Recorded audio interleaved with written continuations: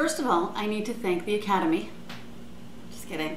I need to thank Shannon, one of my most wonderful friends, who has introduced me to so many wonderful foods. She's an incredible cook. She inspires me. I love you.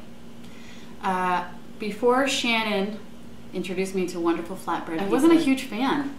And I think it's just because of the name. Flatbread. Flat. Or lavash, you know, like, there's nothing wrong with the word lavash.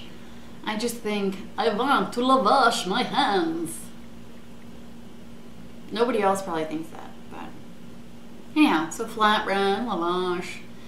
Until I took a bite of Shannon's flatbread, I'm gonna make it today here. The only thing that's missing is the Kalamata olives, because I have some picky eaters coming over.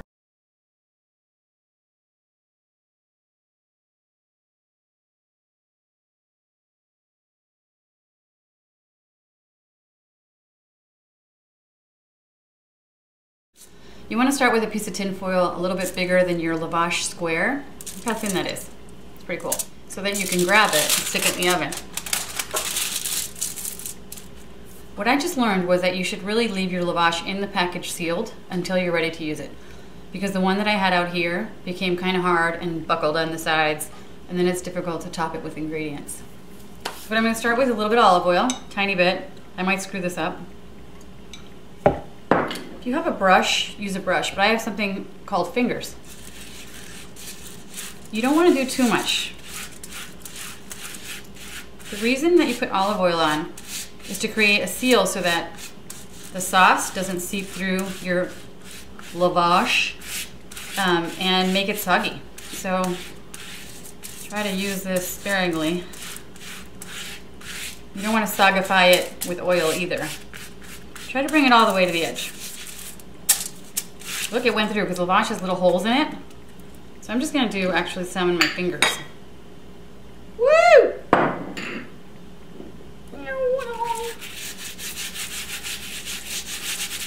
Start with less. So I like to start with 1 soup spoon of sauce. Bring it all the way to the edge. But what you don't want to do is overly sauce your deal.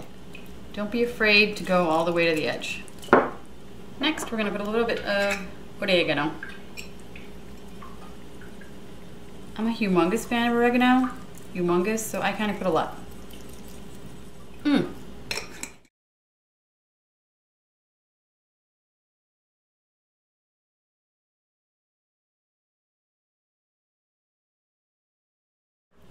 Little chili flakes. This scares me a little bit, so I'm not going to use that much. Just make sure you get it all over the place, because you don't want to have somebody having a totally different experience in one bite than the next. So now, I think I'm going to do a little bit of mozzarella. It's really important not to go too heavy on this, because remember, the flatbread is super thin. God, I'm so excited. I'm hungry to eat the lavash.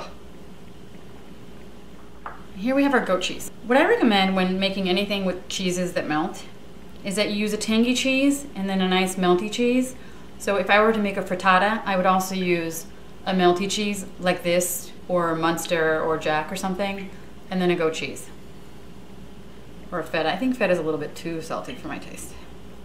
I recommend that you put the goat cheese in the freezer for like 20 minutes before you crumble it, and that you leave it in the refrigerator until you're ready to put it on your pizza, because it's kind of hard to do. Otherwise it sticks to your fingers and it's all over the place. So you get your little julienne pieces of salami. Again, try to make sure you get a little bit on every piece of the pie. I like to hit it with a little more oregano, just a tiny bit on the top, you can see.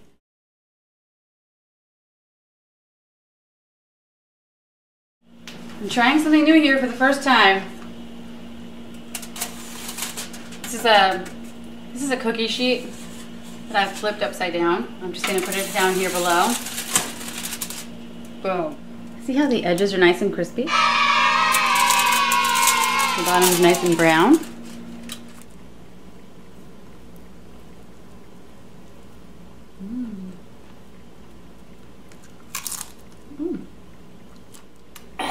put way too much red chili flakes. I'm on fire.